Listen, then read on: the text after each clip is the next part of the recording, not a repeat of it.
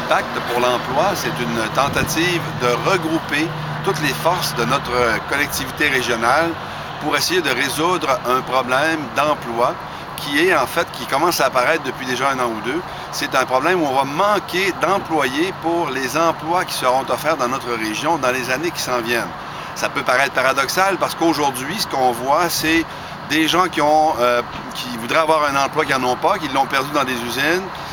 des assistés sociaux qui voudraient travailler, par exemple, aussi, des handicapés qui voudraient travailler mais qui n'ont pas ce qu'il faut en termes de formation ou autrement, ou des gens qui ont un emploi mais qui aimeraient avoir un emploi un peu plus rémunéré et qui ne trouvent pas la façon de pouvoir satisfaire de l'autre côté des employeurs qui ont des emplois à offrir,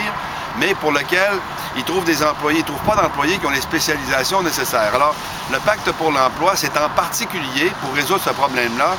beaucoup de formation. On pense que dans la région, on va mettre au total 48 millions de dollars dans les prochaines années, 3 ou 4 prochaines années pour ça.